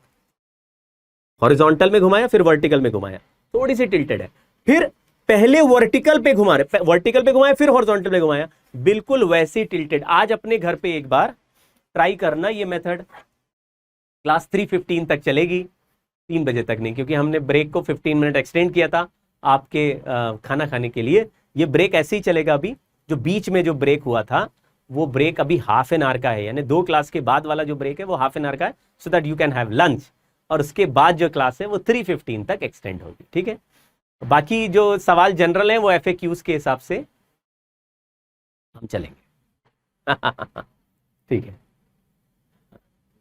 ठीक है, थोड़ा सा और यहां पे एक एग्जाम्पल देखो जरा। मैंने मान लो ये कोई बॉक्स है, इसमें ही आपके बुकलेट्स हैं, इसमें बुकलेट्स आ रहे हैं, आपके घर पहुंचेंगे, ये बुकलेट्स आ रहे हैं। मैंने एक बंदे को बोला, किसी बंदे को बोला कि इस बुक को धक्का देके, इस पूरे बॉक्स को पुश करके हमको कहीं ले जाना है, बॉक्स को पुश करके ले जाना है। ठीक है, देखो बॉक्स को पुश करके ले जाना। अगर ये आदमी कहता है कि मैं 10 न्यूटन फोर्स लगाता हूं, ये आदमी कह रहा है मैं 10 न्यूटन फोर्स लगाता हूं,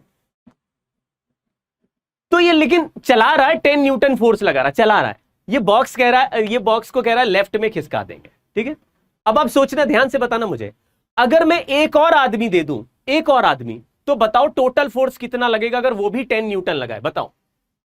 फिर से कोशिश करता हूं मैं। ये आदमी इस बॉक्स को 10 न्यूटन फोर्स लगा रहा है, चला रहा है, बॉक्स खिसक रहा है, ये ले जा रहा है, लेकिन मैं चाहता हूं आप तक जल्दी पहुंचे ये बुक्स, इसमें बुक्स भरी हुई आपका मॉड्यूल, तो मैं चाहता हूं जल्दी। मैंने कहा एक और बंदा बुलाओ, उसको भी बोलो 10 न्यूटन फोर्स लगाए, बताओ अगर वो भी 10 न्यूटन फोर्स लगाएगा तो टोटल कितना फोर्स लगेगा? बोलो बोलो भाई, अगर वो भी 10 न्यूटन फोर्स लगाएगा, 2 आदमी हो गए, अब 2 आदमी, वो भी 10 न्यूटन लगाएगा तो टोटल कितना फोर्स लगेगा? अभी बच्चों ने बिल्कुल सही जवाब देना स्टार्ट किया, लेकिन मैंने ये नहीं बताया कि दूसरा आदमी किधर से फोर्स लगा रहा है। बताओ, आप समझ में आ रहा है कि आपको मैं क्या बोल रहा हूं? चलिए फिर से मैं बोलता हूं, ये आदमी जो फोर्स लगा रहा है, ये 20 न्यूटन फोर्स 10 न्यूटन लगा रहा है। मैंने एक आदमी और बुलाया और मैंने बोला तुम भी 10 न्यूटन फोर्स लगाओ, इस बॉक्स पे टोटल कितना फोर्स लगेगा। लेकिन आपने ये नहीं पूछा सर क्या वो भी सेम डायरेक्शन में फोर्स लगा रहा है? तो देखो वो आदमी अब मैंने बुला लिया है। बोलो बच्चों, अब ये आदमी भी इसका भाई है, ये दोनों भाई हैं, बचपन में बिछड़ गए थे, कुंभ के मेले में गए, दोनों बिछड़ गए। इसने ये पहले मुझे मिल गया, मैंने बोला तुम लगाओ, ये बाद में मिला, इसको मैंने बोला अरे तुम मिल गए, तुम्हारा भाई तो यहां फोर्स लगाता, बोलता मैं भी लगाऊंगा। दोनों हैं, ट्विंस हैं, कितना फोर्स लगेगा? What is total force now? 10 Newton ये भी लगाता है, 10 न्यूटन ये भी लगाता है, कितना हो गया टोटल? अभी अभी आंसर था कि जब 2 लोग 10 न्यूटन फोर्स लगाएंगे तो आंसर 20 न्यूटन हो जाना चाहिए। लेकिन इस फोटो को देखते ही आपको दिमाग में आ गया, अरे सर ये तो फंसा रहे हो, ये तो जीरो, दो लोग अपोजिट है, पागल है क्या? तो टोटल फोर्स हो गया जीरो, टोटल फोर्स जीरो। इससे एक बात हमारे दिमाग में आ गई कि वेक्टर को ऐड करना उनके नंबर्स को ऐड करने जितना इजी नहीं है। वेक्टर्स को ऐड करने के लिए कुछ और भी स्पेशल प्रॉपर्टीज चाहिए। ऐसे नहीं कि 10 और 10 उठाया 20 लिख दिया। तो वेक्टर्स को ऐड करने के लिए क्या चाहिए, पहले हम उसकी एक सिंपल बात कर लेते हैं। पहले बहुत सिंपल बात कर लेते हैं, वेक्टर्स को ऐड करने के लिए क्या चाहिए। दो बातें आपको पता है वेक्टर्स को ऐड करने के लिए क्या चाहिए। एक, अगर वेक्टर सेम डायरेक्शन में है तब फिर तो नंबर ऐड कर दो। अगर सेम डायरेक्शन है तो नंबर ऐड कर दो, और अपोजिट डायरेक्शन में है तो नंबर्स फिर सबट्रैक्ट कर दो। देखिए, दो नंबर्स को ऐड करने से मेरा आंसर 18 आता है। ये तो दो स्केलर क्वांटिटीज को ऐड कर दिया। लेकिन अगर मैंने एक बॉक्स पे एक 10 न्यूटन का फोर्स लगाया और उसी बॉक्स पे 8 न्यूटन का फोर्स सेम डायरेक्शन में लगाया, तो बताइए अब कितना टोटल फोर्स अपीयर होगा? 18 न्यूटन का। 18 न्यूटन, 80, 10 और 8। इसी एग्जाम्पल को दोबारा देखें और अब 10 न्यूटन का फोर्स एक साइड और 8 न्यूटन का फोर्स दूसरे साइड हो, तो हमें टोटल फोर्स 2 न्यूटन दिखेगा। दोनों को एक साथ लगा देते, दोनों को बोल दिया अरे भाइयों लड़ो नहीं, एक ही साइड डायरेक्शन में लगाओ, बच्चों तक जल्दी से जल्दी पहुंचना है। दोनों अब समझ गए हैं, दोनों भाई हैं, कुंभ के मेले से मिल गए हैं। लेकिन यहां पे अब हम जो बात कर रहे हैं उसमें मुझे दो लॉजिक समझ में आ रहे होंगे, आपको भी आ गए होंगे। क्या कि सर हाँ, वेक्टर में ये चालाकी है कि सेम डायरेक्शन में होते हैं तो वैल्यू ऐड कर देते हैं, अपोजिट में होते हैं तो वैल्यू सबट्रैक्ट कर देते हैं। ये अभी हमने करंट में भी देखा था कि करंट में चाहे सेम डायरेक्शन हो या अपोजिट हो, हमेशा ही ऐड कर रहे थे, इसीलिए तो वो वेक्टर नहीं था। हमेशा ही ऐड करे तो वेक्टर नहीं है। लेकिन अगर वेक्टर को डील करोगे तो डायरेक्शन के हिसाब से आंसर लिखना पड़ेगा। तो अपने दिमाग में ये पिक्चर बना लो कि कभी भी कोई कहेगा कि दो वेक्टर को ऐड करो, बिना डायरेक्शन चेक किए ऐड करना नहीं है number, without checking the direction. आप ये नहीं कहेंगे कि अरे आज क्या क्या वेक्टर है, मैंने बोला एक 5 है एक 4 है, तो टोटल कितना हो गया, अब अरे 9 हुआ, गलत। पहले चेक करो डायरेक्शन क्या है। यानी कि हमको तीन चीजें चाहिए to add two vectors. We need 3 information. क्या क्या?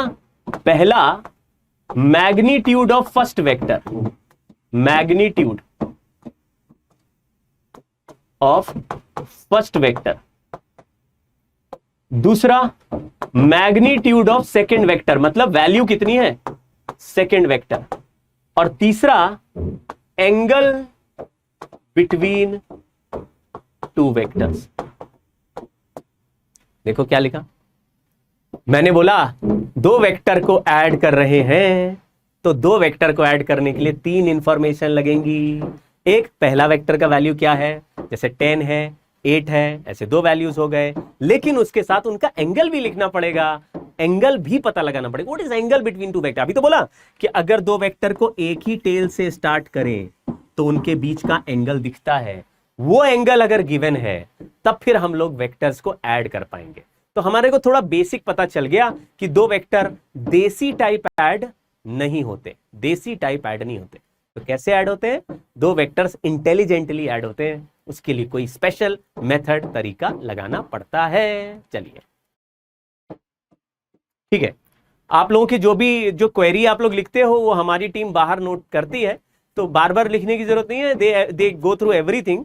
तो उसमें जो भी जेन्युइन क्वेरीज होती हैं, जैसे कि जो भी टेक्निकल प्रॉब्लम्स हैं या कुछ भी है और आपको ऐसा फेस हो रहा है, वो सारे नोटिस करके अगले अगले दिन में रेक्टिफाई करते हैं। लेकिन आप थोड़ा भरोसा रखिए, हमें अपने अमन भैया पे भरोसा रखिए, हम लोगों पे रखिए। हम लोग भी पुराने टीचर्स हैं, हम लोग ने भी हजारों बच्चे पढ़ाए, तो हमने पता है कि आप लोगों को कौन कौन सी प्रॉब्लम्स पहले फेस होंगी, कौन सी चीजें आप तुरंत फेस करेंगे। तो क्या करना है, आपको थोड़ा भरोसा रखना है, थोड़ा पेशेंस रखना है और बहुत ज्यादा पढ़ाई पर फोकस कर लेना है अभी, है ना। मैंने आपको कल बताया था कि कोई बुक पढ़नी है अभी तो आप केवल एनसीईआरटी को पढ़ना है, एनसीईआरटी फॉलो करना है। चैप्टर नंबर 4 में वेक्टर्स के बारे में गिवन है एनसीईआरटी चैप्टर 4 में। आई एम श्योर आपके पास एनसीईआरटी सबके पास होगी, या एनसीईआरटी की कोई और रेफरेंस बुक भी है, उसको आप पढ़ सकते हैं। मतलब कोई और ऑलरेडी बुक तुम्हारे पास है तो उसको पढ़ो, कुछ खरीदना नहीं है। क्यों? क्योंकि हमारा मटेरियल जब आपको मिलेगा तो आपकी जो खरीदी हुई बुक है वो सब बेकार हो जाएंगे। ठीक है, तो कुछ समय लगेगा, थोड़ा पेशेंस रखना है। सिस्टम नया है लेकिन हम लोग हर दिन उसको इंप्रूव कर रहे हैं, हर दिन उसमें बहुत मेहनत चल रही है। ओवरनाइट यहाँ पे काम चलता है, बहुत मस्त माहौल है, मजा आ रहा है। चलिए, तो अभी हमारे पास अब ज्यादा टाइम भी नहीं है आज की क्लास के लिए, तो मैं जो ट्राइंगल लॉ है इसको नेक्स्ट क्लास में ही कराऊंगा आपको, और ये one of the most important तरीका बनेगा इसका, इसलिए ज्यादा टाइम। अच्छा, ये बात भी याद रखना कि जो रिकॉर्डेड लेक्चर आ रहा है वो इमीडिएटली, मतलब थोड़ा रुक के उसको देखना। रुक के क्यों? क्योंकि लाइव क्लास तो आपने देख ही ली है, नोट्स एक बार जरूर रिवाइज कर लेना जो आपने लिखे हैं। नोट्स के पीडीएफ में मैं भेज देता हूं, लेकिन तुरंत रिकॉर्डेड क्लास देखेंगे तो उसमें 1080p का वो आता है, क्वालिटी शुरुआत में आता है और ऑप्शंस नहीं आते, तो आपका डेटा ज्यादा खाएगा। थोड़ा रुक के, यानी 20-25 मिनट बाद रुक के अगर आप करेंगे तो सारे डेटा के ऑप्शंस आपको आएंगे, और उस ऑप्शंस में आप, अच्छा बच्चे ने बोला सर स्क्रीनशॉट ले लेते हैं हम, तो उससे काम चल जाएगा। कोशिश करो कि अपने हाथ से, मतलब पेन से लिखो, उसमें नोटबुक में लिखो, क्योंकि नोट्स आपके साथ, आपकी हैंड राइटिंग में साथ चलने चाहिए। बच्चों, हमें सिलेक्शन के लिए लड़ाई लड़नी है, मतलब ये सिलेक्शन के लिए फाइट मारनी है। ये इतना बढ़िया एग्जाम है जिसमें कोई भेदभाव नहीं चलता। आप अच्छा करेंगे, आपकी अच्छी रैंक आएगी। कोई ऐसा नहीं है कि हमने सर पहले नहीं पढ़ा था तो अब हम नहीं कर पाएंगे, नहीं। आपको अच्छे टीचर मिल गए, अब आपकी मेहनत और हमारी मेहनत साथ में लगेगी तो आपका रिजल्ट बहुत ही अच्छा आएगा। आपकी तरह मैंने भी 1 साल ऐसे ही मेहनत की थी, अपने टीचर्स पे पूरा भरोसा किया, तो पूरा डिवोशन के साथ, और जो कहा वो पढ़ा और फिर सेलेक्ट हो गए। आप भी मेरी तरह हो, आई एम श्योर आप भी बहुत अच्छे IITs में, NITs में, और बहुत सारे और भी प्राइवेट कॉलेजेस भी आजकल बहुत ही अच्छे हैं, टॉप रैंकिंग है, उनमें से किसी एक कॉलेज में अच्छी सीट लेनी है, ये हमारा एम है। और जो भी आपको चाहिए उसको जरा लिख लो, अपने कहीं जहां पढ़ते हो वहां लिख के रख लो, लिख दो कि मुझे यहाँ इस कॉलेज में एडमिशन चाहिए, वो कॉलेज का फोटो लगा दो, लिख दो मुझे इस कॉलेज में पढ़ना, लिख दीजिए, आप हो जाएगा। तो पढ़ना तो पड़ेगा ही, सर लिख दिया होगा ही नहीं ना, लिख दिया और फिर मेहनत करेंगे, फिर सोचेंगे नहीं, फिर लगे रहेंगे दिन रात। ठीक है जी, चलो ऑल द बेस्ट है। नेक्स्ट क्लास में इसी के आगे पढ़ेंगे, थोड़ा स्लो चलेंगे शुरुआत में, लेकिन डिफिकल्ट पार्ट आएगा तो और स्लो हो जाएंगे, जहां दिखेगा कि अब आप लोग मेरी लैंग्वेज सीखने लगे हो, मेरे मजाक जो मैं जोक मार रहा हूं या जो कर रहा हूं वो पकड़ने लगे हो, या जिस तरीके से जिस स्पीड से चल रहे हैं उस पर कंफर्टेबल हो गए हो, तो हम थोड़ा थोड़ा और पुश करते जाएंगे, क्योंकि आपसे मेहनत करानी है ना हमको। चलिए जी, ऑल राइट, बाय बाय।